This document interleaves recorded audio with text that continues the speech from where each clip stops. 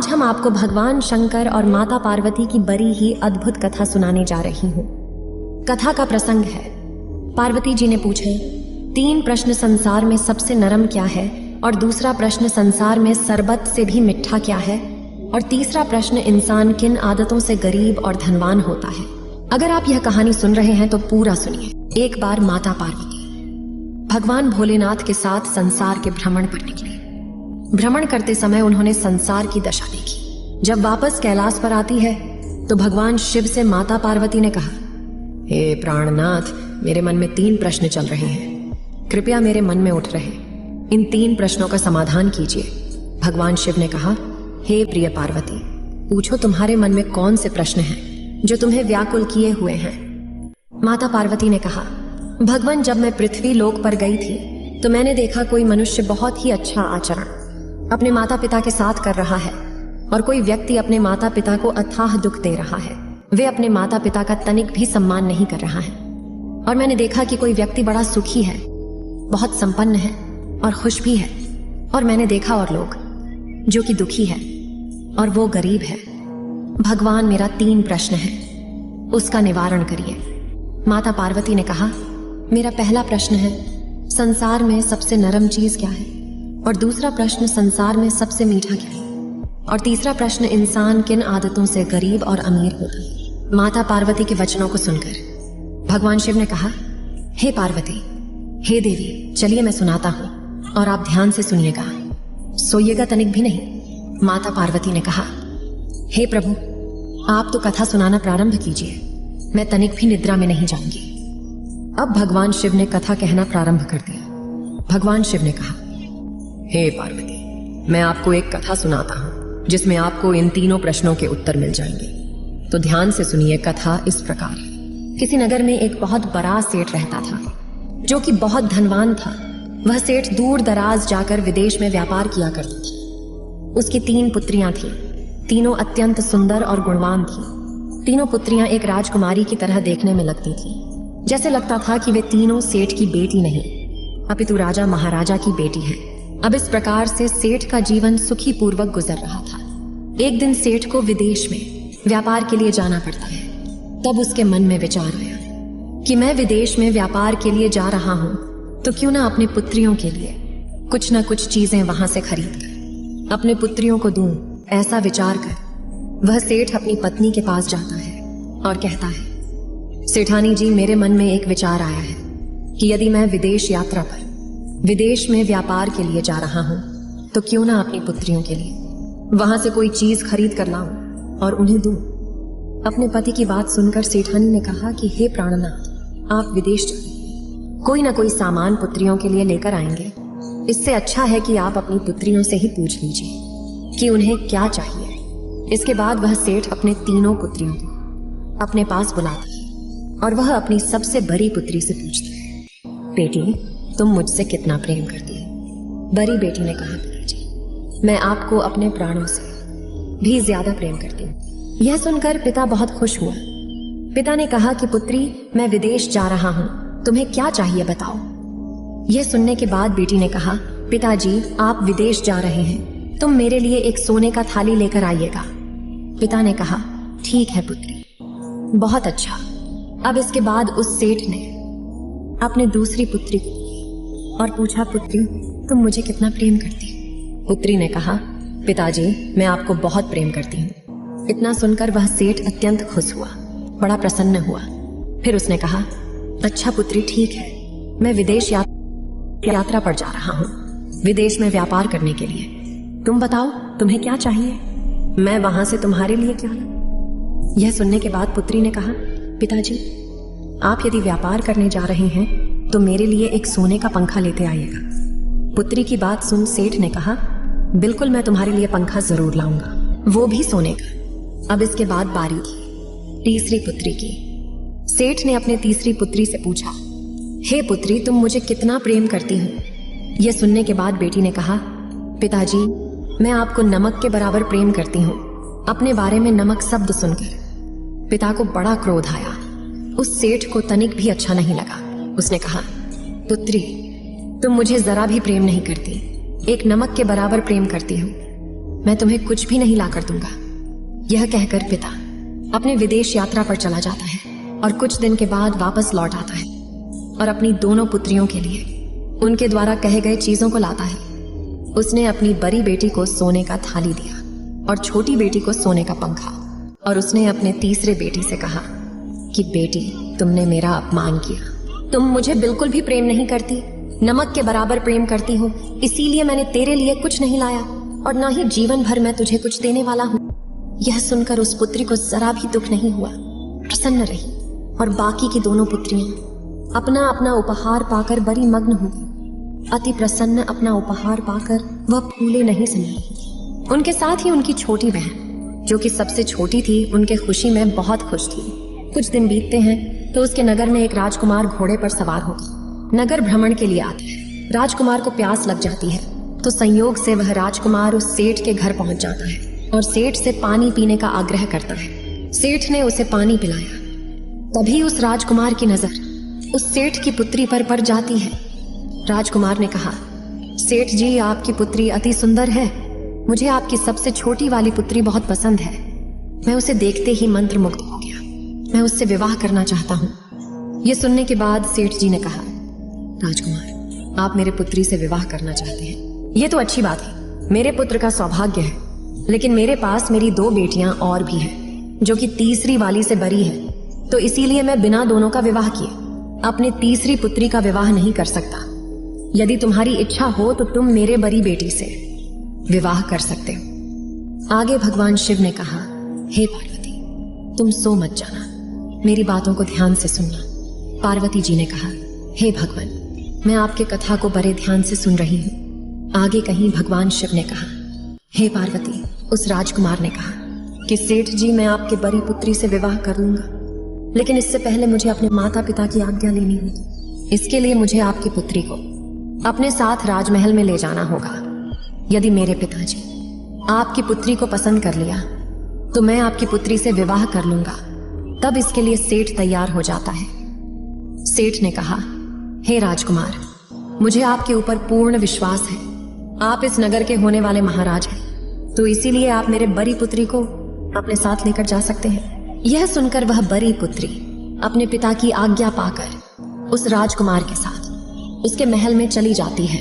बड़े सम्मान से एक बहुत नरम बिस्तर पर बैठा देता है। महल में ले जाकर उसका खूब आदर सत्कार करता है। उस राजकुमार ने उस लड़की को एक बहुत ही नरम और मुलायम बिस्तर पर बैठने के लिए कहा। वह लड़की उस बिस्तर पर बैठ गई और बड़ी ही आनंदित हो उठी। उसे वह बिस्तर बड़ा ही नरम लगा। इसके बाद उस राजकुमार ने शरबत पीने के लिए दिया, जो शरबत अत्यंत मीठा था। वह बहुत ही सुंदर और सुगंधित था। अब लड़की शरबत पीकर बहुत आनंदित हो जाती है। आगे राजकुमार ने उस लड़की से पूछा, हे सेठ कन्या, तुम मुझे ये बताओ कि आज से पहले तुम इतनी नरम बिस्तर पर बैठी थी? लड़की ने कहा, नहीं, मैं आज से पहले इतने नरम बिस्तर पर नहीं बैठी थी। ये बिस्तर अत्यंत ही नरम है। तब राजकुमार ने कहा, अच्छा, तुम मेरे दूसरे प्रश्न का उत्तर दो। क्या आज से पहले तुम्हें इतना सुंदर और सुगंधित मीठा शरबत पिया है? यह सुनकर उस लड़की ने कहा, नहीं राजकुमार, आज से पहले मैंने इतना सुगंधित और मीठा शरबत नहीं पिया है। उस राजकुमार ने कहा, हे सेठ कन्या, तुम मेरी पत्नी हो, इस राज्य की रानी बनने के योग्य नहीं हो। जो कन्या आज से पहले इतना मीठा शरबत नहीं पी हो, जो कन्या आज से इतना नरम बिस्तर पर बैठी ना हो, मैं उसके साथ विवाह नहीं कर सकता। वो मेरे रानी बनने के योग्य ही नहीं। यह कहने के बाद वह राजकुमार उस लड़की को उसके पिता के घर छोड़ देता है और सेठ से कहता है, सेठ जी, अब मैं आपके दूसरी पुत्री को अपने साथ ले जाना चाहता हूँ, क्योंकि आपकी बड़ी पुत्री मेरी परीक्षा में असफल रही। इसीलिए मैं आपके बीच वाली पुत्री का परीक्षा लेना चाहता हूँ। यदि वह इस परीक्षा में उत्तीर्ण हो गई तो वह मेरी महारानी बन सकती है। यह सुनकर उस साहूकार ने राजकुमार के साथ अपनी पुत्री को भेज दिया। राजकुमार उस दूसरी लड़की को भी अपने राजमहल में ले जाता है। उसी प्रकार से उसे शरबत देता है और नरम बिस्तर पर बैठाता है। और फिर अंत में राजकुमार ने उस लड़की से पूछा, हे सेठ कन्या, क्या तुम आज से पहले इतना मीठा शरबत पी हो और इतनी नरम बिस्तर पर बैठी हो? यह सुनने के बाद उस लड़की ने कहा, नहीं राजकुमार, आज से पहले मैं इतने नरम बिस्तर पर नहीं बैठी हूँ। और आज से पहले मैं इतना बढ़िया और सुगंधित शरबत नहीं पी हूँ। यह अत्यंत ही मीठा है। आगे माँ पार्वती जी ने भगवान शिव से पूछा, तो प्रभु आगे क्या हुआ? भगवान शिव ने कहा, हे पार्वती आगे सुनो। उस राजकुमार ने उस लड़की से कहा, हे सेठ कन्या, तुम मेरी पत्नी बनने के योग्य नहीं हो। जो लड़की आज तक इतना मीठा शरबत और इतने नरम बिस्तर पर नहीं बैठी है, वो इस राज्य की महारानी बनने के योग्य ही नहीं है। तुम मेरे परीक्षा में असफल रही। यह कहकर वह राजकुमार उस सेठ के पास जाता है, उस लड़की को ससम्मान सेठ के घर पहुंचा देता है और सेठ से कहता है, सेठ जी, मैं अब आपके तीसरी पुत्री को अपने साथ ले जाना चाहता हूँ। वह सेठ अपनी पुत्री को उस राजकुमार के साथ विदा करता है। राजकुमार उस लड़की को अपने साथ महल ले जाता है और ठीक उसी प्रकार जिस प्रकार से अन्य दो बहनों के साथ उसने यह सवाल किया था, उस लड़की के साथ भी यही सवाल करता है और वैसे ही सब कुछ पूछता है। उसने उस लड़की को नरम बिस्तर पर बैठाया और बढ़िया मीठा मीठा शरबत पीने को दिया और आगे उसने पूछा, हे सेठ कन्या, तुम मेरे सवालों का उत्तर दो। मेरा सवाल है, क्या तुम आज से पहले इसमें नरम बिस्तर पर बैठी हो और क्या तुम आज से पहले इतना मीठा शरबत पी हो? यह सुनकर उस लड़की ने मुस्कुराते हुए कहा, राजकुमार, हाँ, मैं आज से पहले इससे भी नरम चीज पर बैठ चुकी हूँ। वह चीज है मेरी माँ की गोद, क्योंकि माँ की गोद दुनिया में सबसे नरम जगह है जहाँ व्यक्ति बहुत ही सुकून का अनुभव करता है। मेरी माँ का गोद इस संसार में सबसे नरम जगह है, जिसकी गोद में मैं खेली हूँ, अपना बचपन बिताई हूँ। मुझे इसके बाद नरम जगह कहीं नहीं मिली। मेरी माँ की गोद सबसे नरम है। यह सुनने के बाद राजकुमार बड़ा प्रसन्न हुआ। उसने कहा, अच्छा, तो हमारा दूसरे सवाल का जवाब दीजिए। आगे लड़की ने कहा, हे राजकुमार, हाँ, मैंने आज से पहले इससे भी मीठा शरबत पिया है।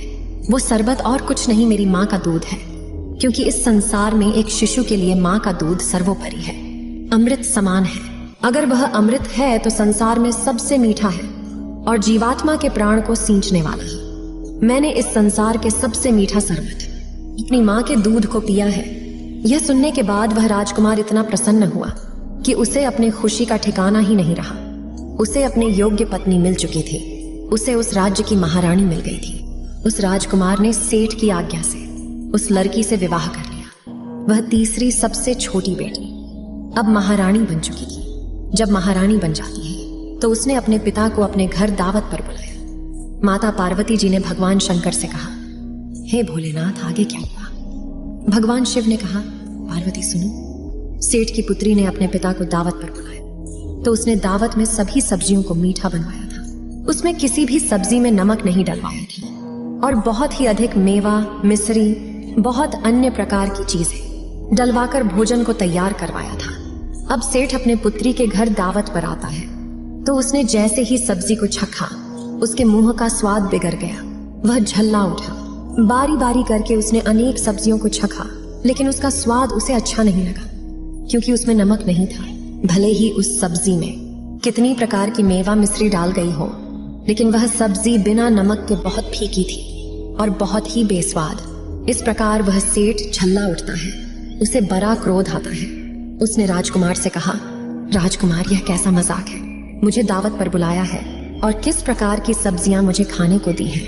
राजकुमार ने कहा, सेठ जी, यह भोजन मैंने नहीं, आपकी पुत्री ने तैयार करवाया है। उसी के कहने पर सभी सब्जियों में नमक नहीं डाला गया। यह सुनकर वह सेठ अपनी पुत्री के पास जाता है और पूछता है, पुत्री, तुम मुझसे किस जन्म का बदला ले रही हो और बिना नमक के सब्जी परोसी? किस कारण? इसका कारण क्या है? उस पुत्री ने कहा, हे पिताजी, आपको याद है जब आप विदेश यात्रा के लिए, व्यापार के लिए गए थे तो आपने मुझसे पूछा कि मैं आपसे कितना प्रेम करती हूँ, तो मैंने कहा था कि नमक के बदले। तब आपने मेरा खूब अपमान किया था, मुझे मेरे लिए कुछ भी नहीं लाए। तो पिताजी, आप मेरे बातों को समझ नहीं पाए। आपको मैं उसी नमक की भांति प्रेम करती हूँ, अर्थात आपके बिना मेरा जीवन अधूरा है। आप ही मेरे लिए सर्वत्र हैं, बहुत प्रिय है, उसी सब्जी के समान। जिस सब्जी में नमक नहीं डाला गया तो उसका कोई महत्व नहीं, उसी प्रकार आप मेरे लिए बहुत महत्वपूर्ण हैं, एक नमक की भांति। उस सब्जी में मैंने कितने प्रकार के मेवे डलवाए, कितने प्रकार के मसाले डलवाए, लेकिन फिर भी आपको पसंद नहीं आया। क्यों? क्योंकि उसमें नमक नहीं था। तो सोचिए पिताजी, आपका भी मेरे जीवन में यही महत्व है।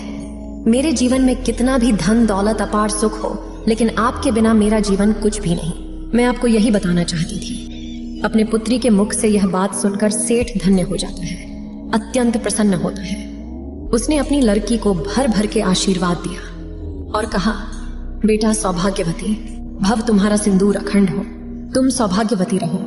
आगे माता पार्वती जी ने कहा, हे स्वामी, आपने मेरे दोनों सवालों का उत्तर तो दे दिया, लेकिन मेरा तीसरा प्रश्न तो रह ही गया। भगवान शिव ने कहा, हे पार्वती, तुम उतावली क्यों होती हो? तुम्हारे तीसरे प्रश्न का उत्तर भी मिलने वाला है, आगे सुनो। हे पार्वती, जिस प्रकार से वो दोनों कन्याएं अपने पिता को कहती हैं कि वह उनसे अत्यंत प्रेम करती है, तो इसके लिए उसके पिता ने सोने की थाली और सोने का पंखा दिया उन दोनों कन्याओं को अपने दिखावे के लिए। बस इतना ही मिला, लेकिन छोटी कन्या को सत्य बोलने के लिए और अपने पिता से सच्चा प्रेम करने के लिए। अपार धन दौलत और दुनिया भर का सुख सुविधा मिला तो पार्वती, जो व्यक्ति अपने माता पिता से अथाह प्रेम करते हैं, सम्मान करते हैं, आदर करते हैं, सेवा करते हैं, उस व्यक्ति को संसार में कभी दुख नहीं हो सकता। वह व्यक्ति हमेशा धनवान और अमीर बना रहेगा, क्योंकि सबसे बड़े उसके माता पिता का आशीर्वाद उसके साथ होता है। जब तक माता पिता का आशीर्वाद व्यक्ति के साथ ना हो, व्यक्ति चाहे जितना भी प्रयत्न करे, भगवान का भी आशीर्वाद उसे नहीं लगता। तो इसी प्रकार से माता पिता के आशीर्वाद की वजह से और सच्चा प्रेम करने की वजह से उस पुत्री का जीवन धन्य हो गया और उन बाकी पुत्रियों को केवल और केवल एक सोने का पंखा और एक सोने का थाली मिला। यह सुनकर माता पार्वती धन्य हो गई। उन्होंने कहा, प्रभु आपका कोटि कोटि नमन, आपने जीवन के सार को समझाया, आपने बहुत बड़ी शिक्षा दी। इस प्रकार से भगवान शिव ने माता पार्वती को उनके प्रश्नों का उत्तर बताया। संसार में सबसे मीठा माँ का दूध है, जो कि अमृत समान है, और संसार में सबसे अधिक नरम जगह माँ की गोद है।